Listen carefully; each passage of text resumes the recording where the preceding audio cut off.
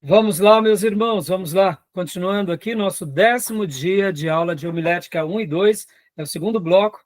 Hoje nós estamos aqui fazendo os apontamentos finais e está sendo prova dos alunos. Prova prática e prova escrita. Bom, nós já tivemos há pouco nosso querido irmão Júnior e agora nós vamos continuar com os demais alunos. Deixa eu fazer aqui um comentário. Gostei muito da prova do Júnior, gostei muito da maneira em que ele se expressou, cheio de conteúdo. É claro que aqui os irmãos estão fazendo uma síntese, né? Mas aproveitando o mestre pastor, doutor Martin Lloyd Jones, um dos últimos puritanos do século passado. Ele falava, irmãos, que o púlpito e o pregador, ele tinha que ter muita liberdade. Ele fazia uma crítica com relação a igrejas que colocam um cronômetro para o pastor pregar. E ele dizia o seguinte: ter um horário é bom, mas pode ser que a gente acabe criando, eu diria, ele faz uma menção, dando exemplo dele próprio, dizendo o seguinte, que a gente acaba limitando a expressão e a autenticidade daquele pregador. Tem pessoas que elas são mais sucintas, outras são mais prolixas. Quem é que está certo e quem é que está errado? Não existe certo ou errado, são estilos. No momento em que um pregador sobe uma tribuna e você fala para ele, você tem 10 minutos para pregar, mas o assunto que Deus pôs para ele pregar é de meia hora, ou seja, quem é que estará perdendo? A igreja. Então ele faz uma recomendação sobre essa questão do horário, e ele mesmo dá exemplos dele aqui, inclusive no livro Pregação em Pregadores, onde ele foi pregar numa rádio, e ele estava pregando na rádio, mas a rádio tinha um horário. Tinha um horário. E ele viu que o horário estava chegando no final, alguém, eu não me recordo muito bem os detalhes, mas falou, tipo, mais ou menos, faltam 2 minutos, ou seja, conclui o seu sermão em 2 minutos. Ele falou assim que o que ele tinha para falar era muito mais do que ainda 2 minutos. E ali deu os 2 minutos, derrubaram o sinal dele, mas ele continuou pregando. Ele continuou pregando. E aí ele disse que ele não se intimidava para nada disso. E eu, particularmente, irmãos, acredito muito nisso, porque quando pegamos os sermões bíblicos, não há um que seja igual ao outro.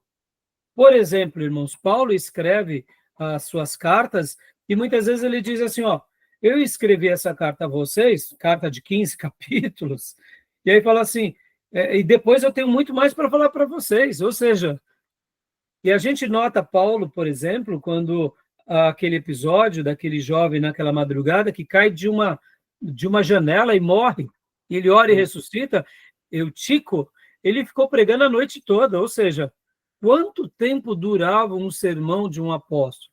Não tinha um tempo. Tinha uma hora para começar, mas não necessariamente para acabar. E eu, particularmente, respeito as igrejas que pensam assim, respeito a prática. Quando sou convidado a pregar, eu pergunto quanto tempo eu tenho, e eu respeito. Por outro lado, eu amo quando alguém diz, fique à vontade, pastor, nós costumamos terminar por volta desse horário. Tá bom, eu vou tentar seguir aquele padrão daquela igreja, por respeito à igreja. Mas, irmãos, o que eu aprendi ao longo dos anos? Deixa o Senhor trabalhar na vida dos seus servos, porque muitas vezes o conteúdo que Deus pôr no coração daquele irmão vai ser uma bênção para a igreja. É claro, irmãos, a gente tem que ter um bom senso, a gente não se fazer muito exaustivo, mas quando a gente tem um horário para começar e um horário para encerrar, é como se a gente estivesse dizendo, Deus vai só falar nesse horário aqui. Lopes Fernandes. O Hernandes Lopes fala também, né, um trabalho que eu entreguei, ele fala que foi para os Estados Unidos e chegando lá disse assim, ó, você vai pregar aqui e não vai fazer como o Brasil não, viu? 40 minutos é muito, aqui é 10 ou 15 minutos. Ele estava fazendo uma crítica, porque não tem condições, ele disse. Irmão, para você ver, e aí, olha só, chegar para um pastor, que nem o Hernandes Dias Lopes, e falar que ele tem 10 minutos para pregar, isso é uma blasfêmia, irmão. Se ele quiser pregar o dia inteiro na nossa igreja, ele vai ficar lá. E aí dos mesmos que se levantar com birra por causa do horário. pode ir embora, não tem problema, não vou segurar os irmãos. Vou falar, irmãos, pelo amor de Deus, irmãos. A gente tem que sentar com um homem desse, pode ver quantas são as vezes que a gente dá material do Hernandes Dias Lopes aqui no seminário, na igreja, compartilhamos nos nossos grupos internos. Nós somos batistas, mas ele tem conteúdo, meus irmãos. A gente tem que ler tudo que esse homem escreveu, tem que ouvir as mensagens dele, tem que ouvir os estudos dele. Ou seja, agora é claro, a gente tem que ter um bom senso? Tem. Olha, tem um horário prévio para acabar. Para a gente, sabe que as irmãs, as crianças, deixa a igreja à vontade. Por que eu estou falando isso, irmãos? Porque a igreja ficou muito melindrosa nisso. Se passar 1 minuto, os irmãos já começam a falar, ó, acabou o horário. Ou seja, a igreja começa a dar o tom do púlpito. Quantas foram as vezes, irmãos, que eu estou numa mensagem e aquela mensagem não tem muito nexo dividi-la. E me torno prolixo e mais longo. E eu espero que a minha igreja me entenda. É isso que eu faço. Então, irmãos, lembrem disso, é minha recomendação. Pastor, e se amanhã o senhor for pregar ou pastorear, Deus te separa para uma igreja que tem horário para começar e horário para terminar. Eu vou falar para eles, irmãos, tudo bem, eu vou respeitar vocês, mas eu gostaria de dar ali o meu estilo. Podem ver, nós ficamos aqui 2h30 de aula, irmãos. Ainda não falamos tudo. Ficamos 10 módulos aqui, mais de 25 horas de aula e não falamos tudo do assunto. Ou seja, quantas são as pessoas, irmãos, que reclamam porque o pastor demorou meia hora, mas se o time está jogando, não reclama os minutos. Pelo contrário, se for para prorrogação, ainda fica lá vibrando. Então, eu acho que os valores mudaram, sabe? O povo de Deus tem que ser apaixonado por Deus, tem que ser apaixonado pela igreja, tem que ser apaixonado pela palavra. Quando nós estivermos aqui dando aula para vocês de história dos avivamentos, vocês vão ver que as igrejas na China ficam horas e ficam pedindo, fala mais. Sabe por quê? Porque lá não tem liberdade, irmãos. Então, fica aqui a minha recomendação. E tem um esporte que eu gosto muito, que é o tênis. Sabia que o jogo de tênis tem hora para começar, mas não tem hora para acabar? E chega para um tenista e fala assim, não, põe o horário para acabar. Não. Quanto mais longo é a partida, melhor fica para a gente. Porque a gente é apaixonado pelo tênis. Quando eu vejo um jogo que é uma final de um grande slam, que são 5, o melhor de 5 sets, que está demorando 3 horas, eu quero que vá para os 5 sets. E a gente não tem problema se demorou 4 horas, 5 horas, que é uma festa para quem gosta do tênis. Aí eu digo, será que o culto do nosso Senhor não é uma grande festa? É óbvio, irmãos. Na igreja tem as anciãs, tem as crianças. Na nossa igreja, por exemplo, tem umas irmãs que falam assim, pastor, deu meu horário, posso ir? Eu falo, claro, filha, pode ir. Eu não impeço, irmã, mas também não me impeçam de ser o que eu sou. Não me impeçam de ser alguém. Então, fica aqui a recomendação. Eu gosto, sim, de ter um começo para horário, para começar, uma média para acabar. Podem ver, tem culto de quarta-feira que a gente acaba cravado, um pouquinho antes da hora. Mas tem vezes que demora meia hora a mais. E eu não vou lá tirar o microfone do irmão que está pregando de quarta-feira. Por quê?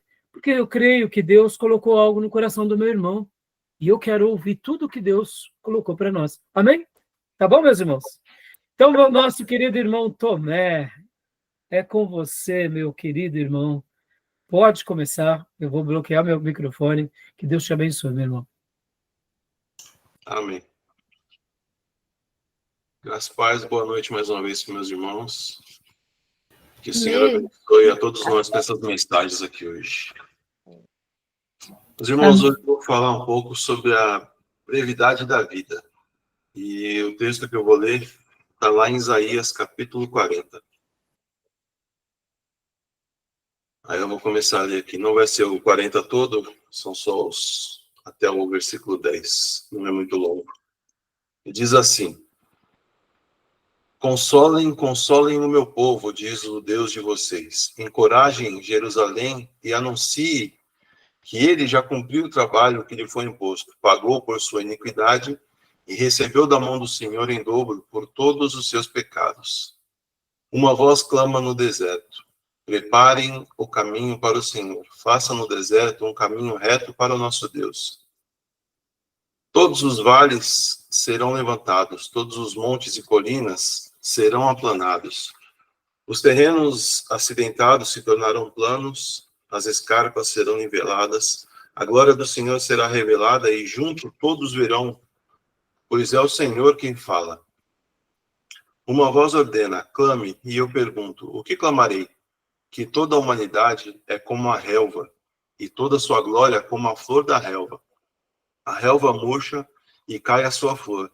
Quando o vento do Senhor sopra sobre elas, o povo não passa de relva. A relva murcha e as flores caem, mas a palavra do nosso Deus permanece para sempre. Você que traz boas novas a Sião, suba num alto monte. Você que traz boas novas a Jerusalém, erga a voz com fortes gritos. Erga e não tenha medo. Diga às cidades de Judá, aqui está o seu Deus, o soberano. O Senhor vem com poder. Com seu braço forte ele governa. A sua recompensa com ele está e o seu galardão o acompanha.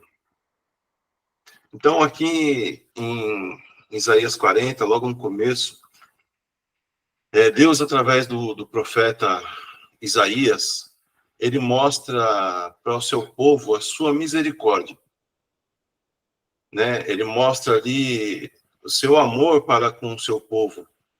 Porque mesmo depois de tantas quedas e tropeços de Israel, de tantas vezes que Israel abandonou o Senhor, que se afastou dos seus caminhos, Deus ele começa ali falando com o profeta Isaías, para falar de certa forma, com carinho para o coração do povo dele, né? Que ele estava ali mostrando a misericórdia dele. E mesmo também depois de Israel ter sido subjugado várias vezes por nações inimigas, para poder ser disciplinado, ele vem e diz, né? Fale com ternura ao coração do meu povo. Diga-lhes que a sua iniquidade foi perdoada e a palavra do Senhor apresenta um futuro glorioso, onde o próprio Senhor governará. E aí no verso 10 em diante, diz que ele vem com poder e com ele o galardão, diante dele a sua recompensa. E aí a gente pensa, né? Não tem como a gente pensar no galardão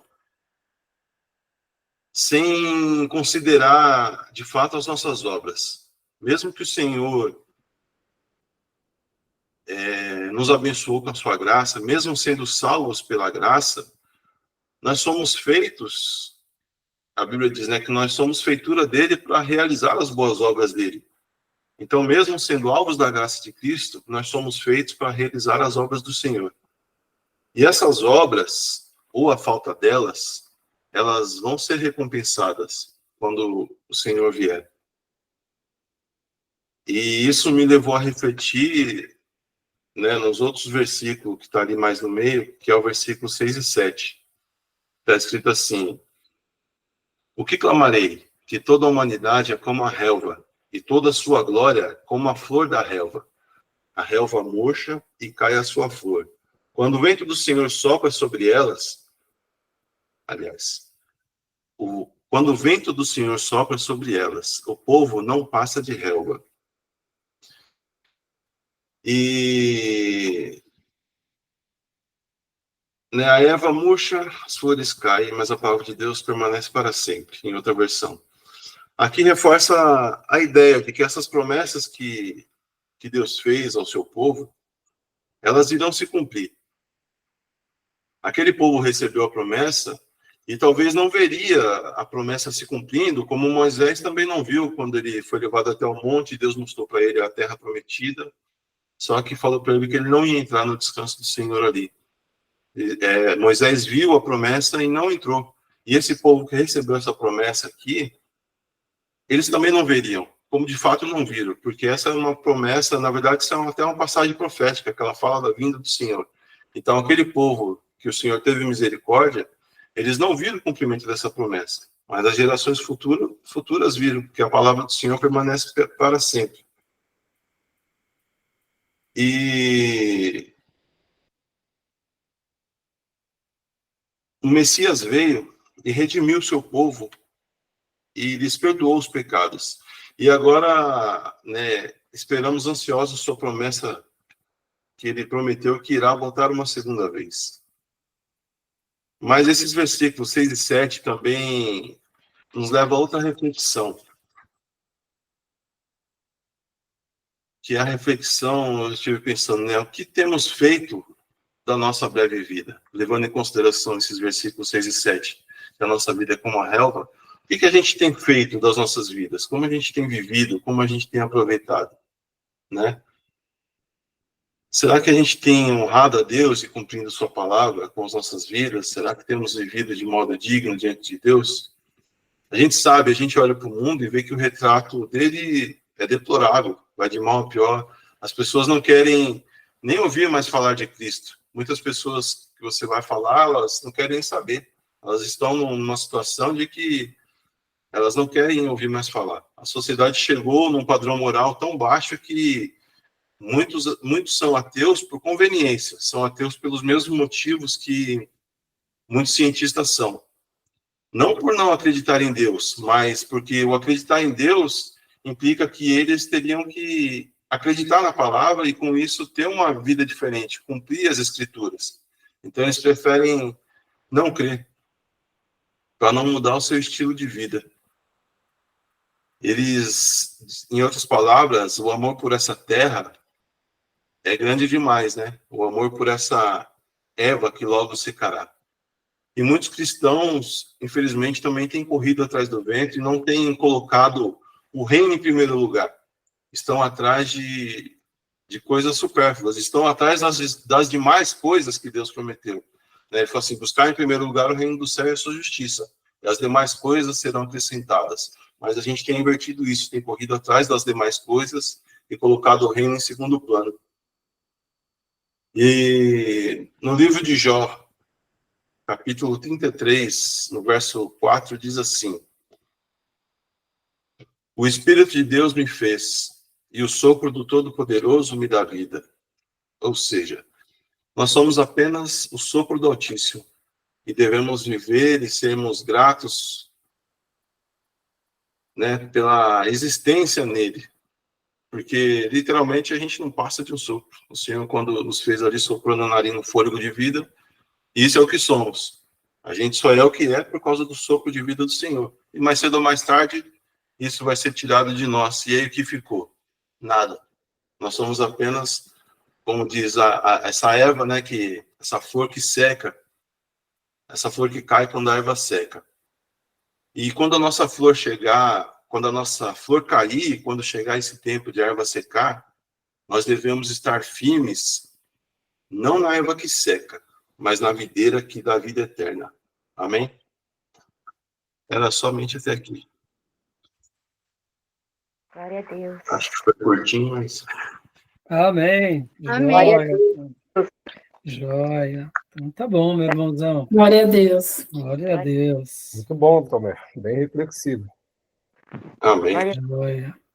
Isso aí. Parabéns, Tomé. As Amém. considerações eu passo e anota depois para todos amanhã. Claro que hoje aqui é a apresentação, né, como a gente já mencionou, tanto do esboço de vocês, quanto da prédica, da pregação de cada um. Parabéns, viu, Tomé? Glória a Deus.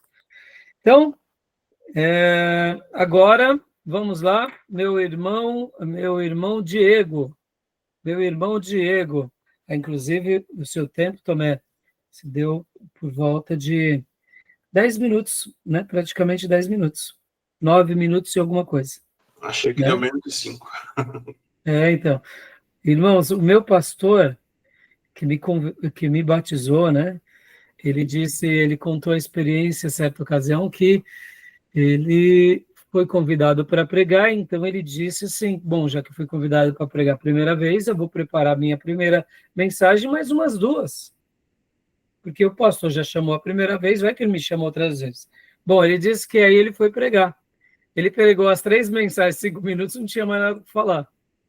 Ele ficou desesperado, porque é difícil, né? Então, foi por volta de 10 minutos eu tomei, tá bom? Então, vamos lá, Diego, o nosso querido irmão agora, Diego. Tá pronto aí, Diego? Vamos, pastor. Então, Diego, nosso querido irmão, está com a palavra. Eu vou bloquear aqui. Você tá com a câmera desligada, viu, Diego? Tá desligada, pastor? Tá. Quiser ligar, né? Então vou ter que sair e entrar de novo, porque para mim tá ligado aqui. Isso, então sai e entra de novo, tá bom? Joia. Deixa eu só aguardar ele. Depois do Diego vai o nosso querido irmão Felipe Reis, tá bom, Felipe? Felipe tá aí? Joia. Então é isso aí, fiote. Glória a Deus. Felipe Reis está aí, né? Então, Diego, né, por gentileza, está com a palavra, amém? Amém. Graças e paz, pessoal. Boa noite a todos. Boa noite. Amém. Graça e paz. Todos estão me ouvindo? Sim. Amém. Sim, estamos, meu irmão. Beleza.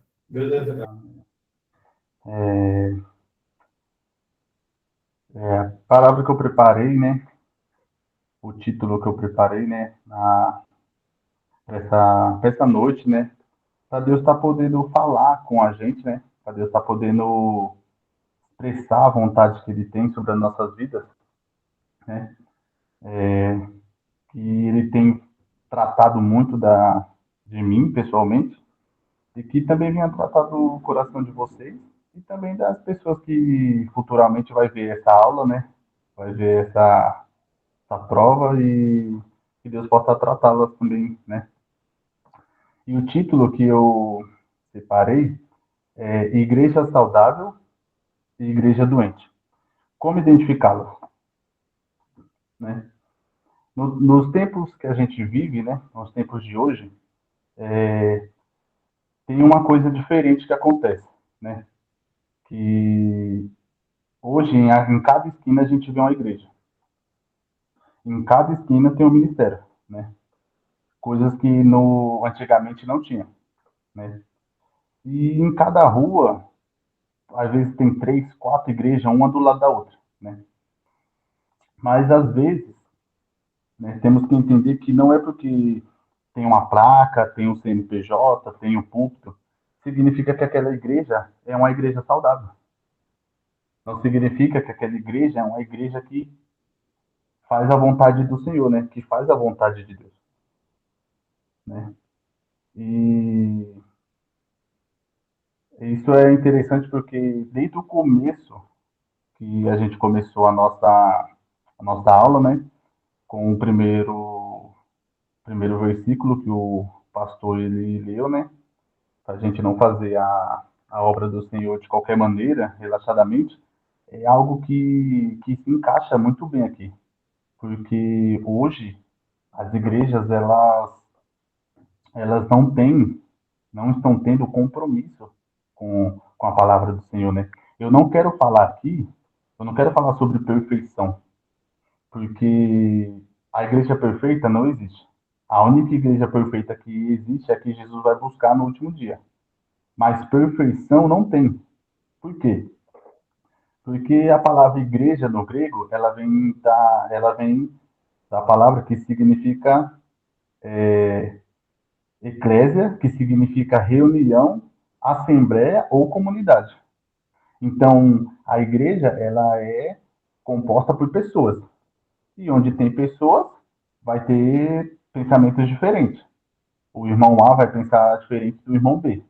Então, eu não estou aqui falando sobre perfeição, mas precisamos identificar uma igreja saudável e uma igreja doente, porque a igreja ela é um sinal de Cristo na Terra. Se a igreja ela estiver doente, se a igreja ela estiver faltando, ela não vai poder cuidar das pessoas, ela não vai poder tratar, não vai poder curar, porque ela está doente, né? E aí, quais são os pontos que nos faz identificar uma igreja doente? Ou também ajudar uma igreja saudável a não se tornar uma igreja doente, né? Quais são os pontos? Eu separei 3 pontos. Iremos aprender os pontos que nos identifica, que nos ensina a identificar a igreja saudável da igreja doente, que é falta de busca pelo Espírito Santo, falta de proclamação do evangelho, da doutrina e da comunhão, e a falta de propósito. Isso que nos ajuda a identificar uma igreja doente, né? Então, o primeiro tópico, a falta de busca pelo Espírito Santo. Atos, no capítulo 1, no verso 8. Lá vai falar assim: mas receberão poder quando o Espírito Santo descer sobre vocês, e serão minhas testemunhas, tanto em Jerusalém, como em toda a Judéia, Samaria e até os confins da terra. Então, as igrejas hoje, elas têm deixado de buscar o Espírito Santo. Jesus falou que o Espírito Santo seria o nosso guia, que nos guiaria em toda a verdade. Então, se o Espírito Santo é o nosso guia, é o consolador, por que as igrejas deixaram de buscar o Espírito Santo? Por que não tem mais a busca, não tem mais o avivamento do Espírito Santo? As pessoas deixaram, a igreja em si deixou de buscar o Espírito Santo. Hoje, tem igrejas que têm o culto totalmente robótico. O culto começa na hora X e vai acabar na hora X. Não tem espaço para oração, não tem espaço para clamor, não, é oração, louvor, pregação, bênção apostólica e tchau. Então, a igreja ela tem deixado de buscar o Espírito Santo. E como que a gente vai ser testemunha? Como que a igreja vai testemunhar sobre a palavra? Como a igreja vai testemunhar? Como vai ser testemunha? Quando ela estiver buscando o Espírito Santo. Sem a busca pelo Espírito Santo, que é o primeiro tópico que faz a gente identificar uma igreja doente, sem a busca pelo Espírito Santo, a gente não vai testemunhar. Hoje as igrejas elas estão preocupadas em testemunhar sobre a placa, estão se preocupando em testemunhar sobre pastores, sobre o que acontece na igreja, sobre a igreja que é melhor que a outra, mas testemunhar o Evangelho de Cristo tem se perdido. As igrejas nos tempos de hoje têm se perdido. Então, como eu falei na introdução acima, não é porque tem um púlpito, ou tem gente orando, ou tem uma igreja a cada esquina, que realmente aquela igreja é uma igreja saudável, né? Segundo ponto que eu queria falar, a falta de proclamação do Evangelho, da doutrina e da comunhão. Atos, no capítulo 2, verso 41 e 42, que diz assim: os que aceitaram a mensagem foram batizados, e naquele dia houve um acréscimo ao número de seguidores, de aproximadamente 3.000 pessoas. Eles se dedicavam ao ensino dos apóstolos, à comunhão e ao partir do pão e às orações. Então, segundo ponto que nos ajuda a identificar uma igreja doente ou com que uma igreja saudável não se torne uma igreja doente é quando tem a falta de proclamação do Evangelho. Porque Jesus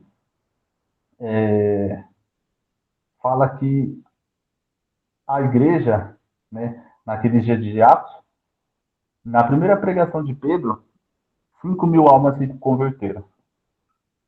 Na segunda pregação de Pedro, 3.000 almas se converteram, a ponto de não poder mais contar.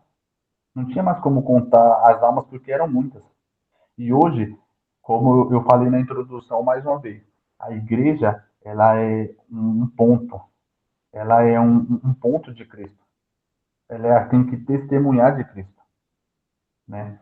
E tem lugares hoje, como a gente aprendeu nos vídeos, né, do Hernandes Dias Lopes, que tem pessoas, aqui tem 20 pessoas só, tem 15 pessoas, mas são pessoas fiéis. Deus não está preocupado com o número. Deus não está preocupado, não. Deus não está preocupado com isso. O importante é que tem 15 pessoas e todo mundo... Não. Mas o que a gente vai fazer com o versículo 41? Os que aceitavam a mensagem foram batizados, e naquele dia houve um acréscimo, e o número dos seguidores de aproximadamente 3.000 pessoas. Então, a igreja deixou de proclamar o evangelho, deixou de falar do amor de Deus, deixou de buscar almas. As igrejas hoje estão preocupadas com dinheiro, estão preocupadas com púlpito, com oratória magnífica, estão querendo trazer o mundo para dentro da igreja. Ah, vamos colocar um carro dentro da igreja, vamos colocar uma moto dentro da igreja, vamos fazer um carnaval para atrair os jovens. Infelizmente, as igrejas hoje têm deixado de viver o que realmente Jesus quer, o que realmente Cristo tem para nossas vidas. E o interessante aqui, que no verso 42, fala que na igreja primitiva, eles se dedicavam aos ensinos dos apóstolos. Sabe? Homens de Deus, homens que buscavam, que se dedicavam, que estudavam para poder receber do Espírito Santo e passar para os irmãos. Hoje, o pastor, o líder, linha de frente, às vezes ele recebe qualquer coisa, não tem uma vida de comunhão, não tem uma vida de devocional, não tem uma vida de oração, ele prega qualquer coisa lá e amém. Mas eles, naquele tempo, eles se dedicavam aos ensinos dos apóstolos, né? Na comunhão, e ao partir do pão e nas orações. Hoje você vê que tem igrejas que pessoas não falam com pessoas, que irmão tem desavença com outro irmão, e você vê também que tem muita fofoca na igreja. Como que Deus vai agir? Como que a igreja vai crescer? Como que vai haver o evangelho se, infelizmente, a igreja, que deveria ser saudável para mostrar o evangelho para os perdidos, se encontra doente? Não vive uma vida de oração, não vive uma vida de comunhão. Às vezes tem um irmão que está morrendo do seu lado. Tem um irmão que está precisando de ajuda e está sentando na mesma cadeira que você no culto de domingo, no culto de quarta, numa cela, num culto no lar, e você está com o olho fechado. Por quê? Porque você perdeu. A gente tem se deixado esquecer da vontade de Deus, né? E o último tópico aqui, para encerrar, que é algo mais assombroso e o que mais me chamou a atenção, né? Que o terceiro tópico é a falta de propósito, né? A falta de propósito. A igreja doente que você identifica é quando a igreja ela tem a falta de propósito. O que uma igreja saudável tem que fazer para não se tornar uma igreja doente? Não perder o propósito. E Lucas, no capítulo 10, no verso 25, né? Do verso 25 ao 35, diz assim, ó. Lucas 10, 25, 35. Do 25 ao 35. Certa ocasião, um perito na lei levantou-se para pôr Jesus à prova e lhe perguntou: Mestre, que farei para herdar a vida eterna? O que está escrito na lei? Respondeu Jesus. Como você a interpreta? Ele respondeu: Ame o Senhor, o seu Deus, com todo o seu coração, com toda a sua alma e com toda a sua força, e com todo o seu entendimento. E ame o seu próximo como a você mesmo. Jesus disse: Você respondeu corretamente. Faça isso e viverá. Ele, porém, porque queria justificar-se, perguntou a Jesus: Quem é o meu próximo? Em resposta, Jesus disse: Um homem descia de Jerusalém para Jericó quando caiu nas mãos de assaltantes. Estes lhe tiraram as roupas, espancaram-no e se foram, deixando-o quase morto. Coincidentemente, um sacerdote descia por aquela estrada, e tendo visto o homem, passou pelo outro lado. De igual modo, um levita, quando chegou ao lugar e o viu, passou pelo outro lado. Mas um samaritano, estando de viagem, chegou onde se encontrava o homem, e quando o viu, teve piedade dele. Ele se aproximou, lhe enfaixou as feridas, depois de derramar vinho e óleo nelas. Então colocou sobre o próprio animal, levou-o para uma hospedaria e cuidou dele. No dia seguinte, deu os 2 denários ao hospedeiro e lhe disse: cuide dele. Quando eu voltar, pagarei todas as despesas que você tiver a mais. Segundo, o terceiro tópico, que a igreja, que nos faz identificar uma igreja doente, e o que uma igreja saudável tem que fazer para não se tornar uma igreja doente? Não perder o propósito. Aqui, o perito da lei, ele fala: Senhor, quem é o meu próximo? As igrejas hoje não sabem nem o próximo, não sabem nem quem é o próximo. As igrejas hoje não sabem nem o que fazer, não sabem nem por que aquela porta está aberta, não sabem nem como suceder em certas ocasiões, né? E aqui fala que o homem, né, samaritano, ele cuidou das feridas, ele enfaixou. Irmão, igreja é um lugar onde Jesus ele quer usar para tratar das feridas da alma, enfaixar as feridas que causam dores na alma. É algo que é algo que é bíblico nos nossos dias. O sacerdote passou e viu aquele homem passou pelo outro lado. O levita passou pelo mesmo lugar e passou pelo outro lado. A igreja, ela só vai mudar, a igreja ela só vai ser saudável quando ela entender que Deus, que Jesus, ele morreu por pessoas, ele não morreu por placa, ele não morreu por parede, ele não morreu por dinheiro. Jesus, ele morreu, ele derramou seu sangue por placa. A igreja, ela tem perdido o propósito no dia de hoje. A falta de propósito tem tornado muitas igrejas doentes. O papel da igreja é cuidar das feridas e enfaixar, cuidar das viúvas do necessitado. Jesus, ele não morreu por placa e nem por paredes. Deus morreu por pessoas. A igreja, ela tem que cuidar de pessoas. Amém? Que os irmãos possam guardar essa palavra no coração e que Deus tenha falado com você. Amém. Amém. Glória a Deus. Louvado seja o Senhor. Glória a Deus. Glória a Deus, meu irmãozão. Que Louvado bênção. Glória a Parabéns. Deus. Parabéns. Isso aí, fiote. Glória a Deus. Isso aí. Não sei por que razão a sua câmera travou. Congelou, mas a sua voz não. Então, deixei correr solto, tá bom? Não tem problema, Amém, irmãos. amém, Estamos aqui na internet, gravando em tempo real, né? Aqui não é um estúdio, é a nossa classe, né?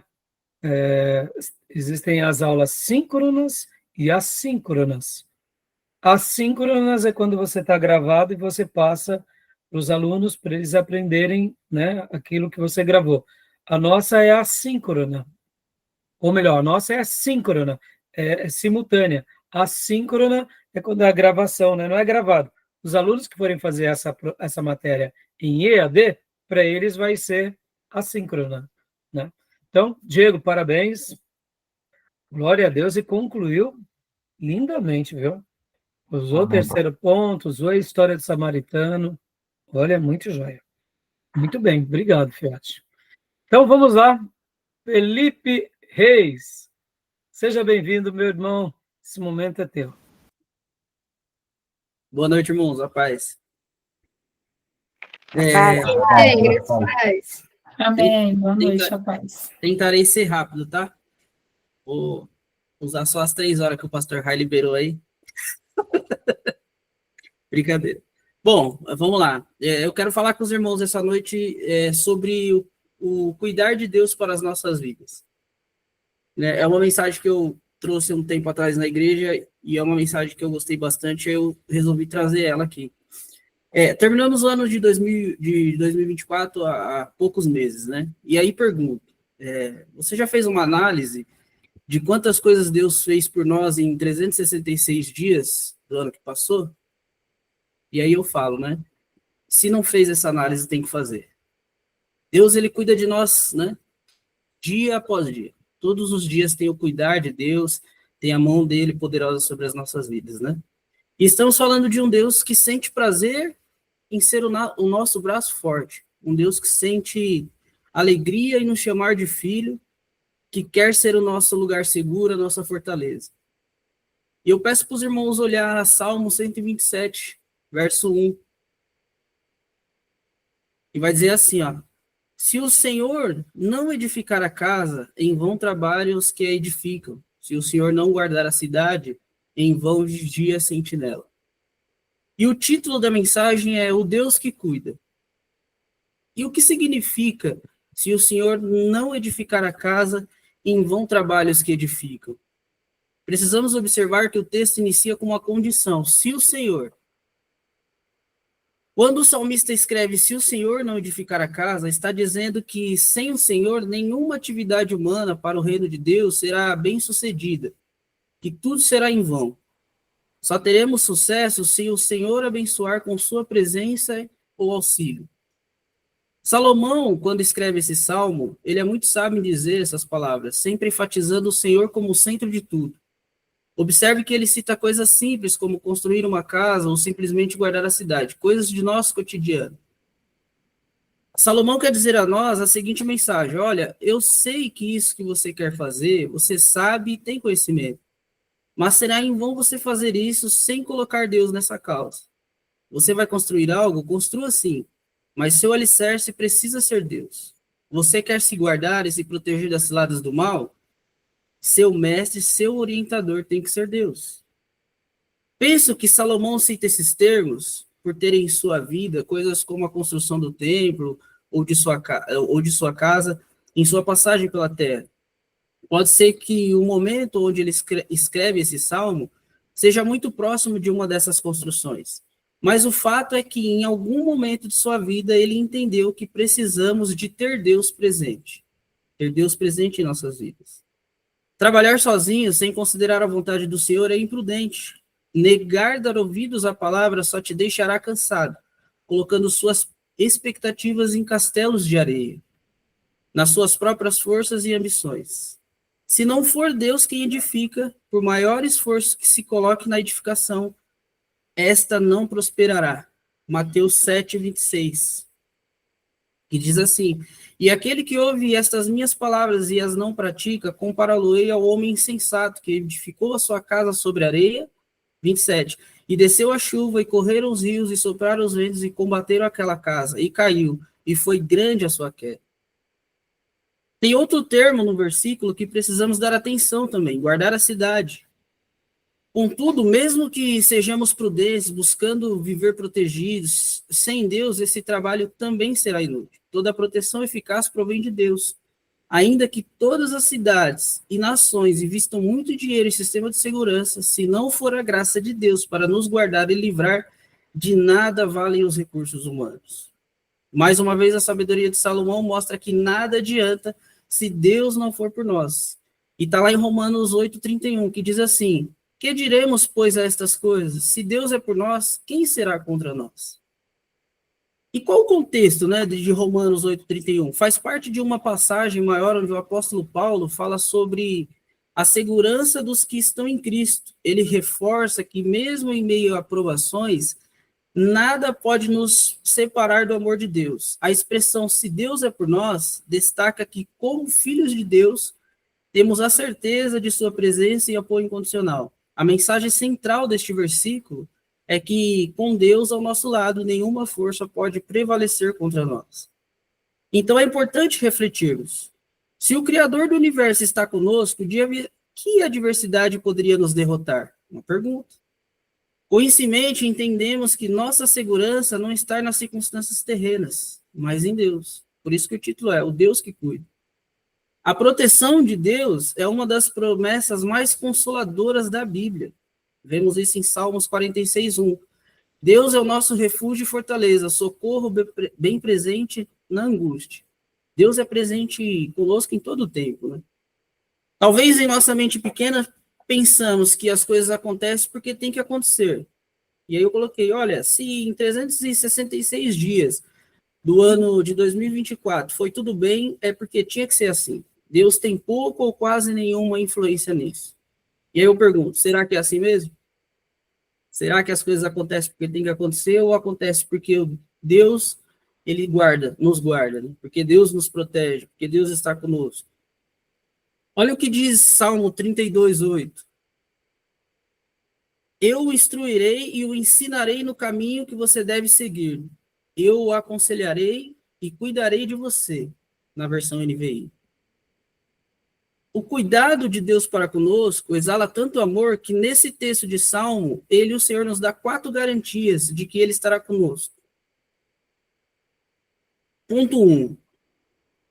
A primeira, instrução. Eu o instruirei. Deus promete fornecer sabedoria e entendimento.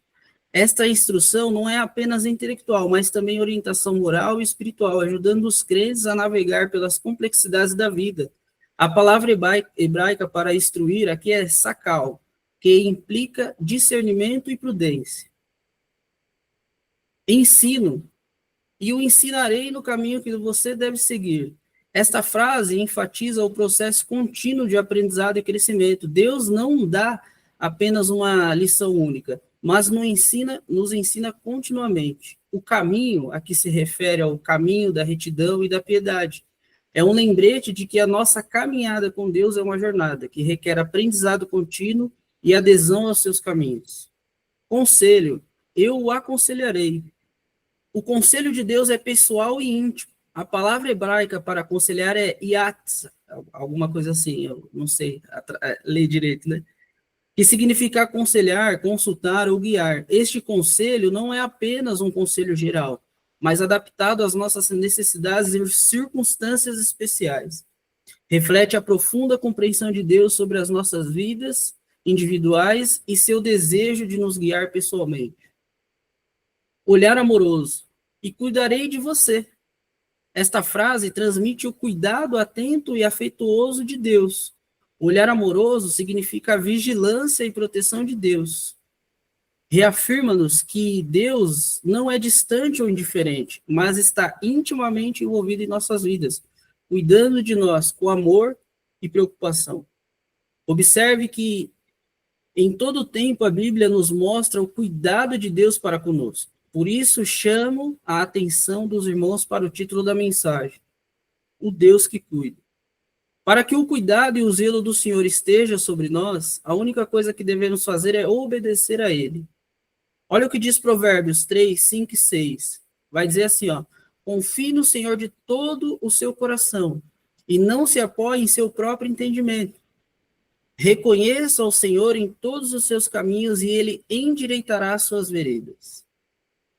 O texto não diz que se confiarmos no Senhor em todo o nosso caminho, será fácil a caminhada. Então, isso não significa que não enfrentaremos desafios, mas que não estamos sozinhos em nossa jornada. Deus nos guia, mesmo quando as trilhas são tortuosas. E aqui eu já vou para o final da mensagem, né? Para encerrar essa mensagem, peço para os irmãos abrirem Salmo 91. E esse salmo ele precisa estar no nosso coração, na nossa mente, pois o texto descreve Deus como um refúgio seguro para aqueles que nele confiam. Retrata Deus como um lugar de proteção e segurança em meio às tribulações da vida. E eu vou ler do 1 até o 16, e diz assim, aquele que habita no esconderijo do Altíssimo e descansa à sombra do Todo-Poderoso, pode dizer ao Senhor, tu és o meu refúgio e a minha fortaleza, o meu Deus em quem confio. Ele o livrará do laço do caçador e do veneno mortal. Ele o cobrirá com as suas penas e sob as suas asas você encontrará refúgio. A fidelidade dele será o seu escudo protetor. Você não temerá o pavor da noite, nem a flecha que voa de dia, nem a peste que se move sorrateira nas trevas, nem a praga que devasta ao meio-dia. 1.000 poderão cair ao seu lado, 10.000 à sua direita, mas nada o atingirá. Você simplesmente olhará e verá o castigo dos ímpios. Se você fizer do Senhor o seu refúgio, nenhum mal o atingirá, desgraça alguma chegará à sua tenda, porque a seus anjos ele dará ordens a seu respeito, para que o protejam em todos os seus caminhos. Com as mãos eles o segurarão, para que você não tropece em alguma pedra. Você pisará o leão e a cobra, pisoteará o leão forte e a serpente, porque ele me ama, eu o resgatarei, eu o protegerei, pois conhece o meu nome. Ele chamará a mim e eu lhe darei resposta, e na adversidade estarei com ele, vou livrá-lo e cobri-lo de honra. Vida longa eu lhe darei, e lhe mostrarei a minha salvação. E aí eu faço uma pergunta. Vocês confiam em Deus de todo o seu coração? Vocês amam o Senhor com todas as suas forças? Então creia que Deus cuida daqueles que confiam nele. Aprenda a se posicionar na presença do Senhor. Aprenda a habitar no esconderijo do Altíssimo e morar sobre a sombra do Onipotente. Lá você encontrará o cuidado de Deus. Você não será destruído nem derrotado. Você encontrará o que Deus reservou para a sua vida. E para concluir, o Deus que cuida é uma realidade palpável em nossas vidas. Através das Escrituras, vemos Deus como um Pai amoroso que instrui e orienta, fornece sabedoria e discernimento, Salmos 32:8, protege e defende, é nosso refúgio seguro, Salmos 91, verso 2 ao 4. Cuida e sustenta, supre nossas necessidades, Mateus 6, do 25 ao 34. Aconselha e guia, nos dirige pelos caminhos certos, Provérbios 3, 5 e 6. Perdoa e restaura, nos liberta do pecado e da culpa, 1 João 1, 9. Fortalece e anima, nos dá força em tempos de fraqueza, Isaías 40, versículo 29. Sonda e conhece, entende nossos pensamentos e sentimentos, Salmo 139, do 1 ao 4. E como que eu faço para experimentar esse cuidado divino? Eu coloquei aqui 5 pontos, coisa rápida. Primeiro, confie plenamente em Deus. O segundo, busque sua orientação. O terceiro, obedeça a sua vontade. O quarto, habite no seu amor. E o quinto, agradeça a sua fidelidade. Lembre-se, Deus é fiel e cuida dos que confiam nele. Salmo 91. Confie nele e experimente sua paz, proteção e amor incondicional. Amém? Amém. Amém. Amém. Amém. Glória a Deus. Glória a Deus. Joia. Obrigada, Parabéns, Reis. Eu cronometrei, mas eu não peguei o começo, me confundi com outro cronômetro, mas eu acho que deu por volta de 14 minutos, não foi isso? Alguém cronometrou? Mais ou menos 14 minutos mesmo, pastor. Ah, ótimo. Então, parabéns, viu, Reis? Parabéns. Isso aí. Glória a Deus. Então, agora já foram os homens, né? Agora serão as nossas irmãs, é isso? Glória a Deus. É isso? Faltando mais nenhum varão? Não, né? Joia. Então, meus irmãos, então vamos fechar esse bloco, a gente vai para o último bloco, tá bom? E assim a gente conclui essa fase, que agora vão ter as nossas 4 irmãs. A gente vai estar terminando agora. Naturalmente, esse segundo bloco ficou um pouquinho mais curto. Aí a gente já abre logo na sequência, e aí deixa as irmãs para o próximo bloco. Tá bom? Fechado? Então, vou fechar aqui, tá, meus irmãos? Só um segundo.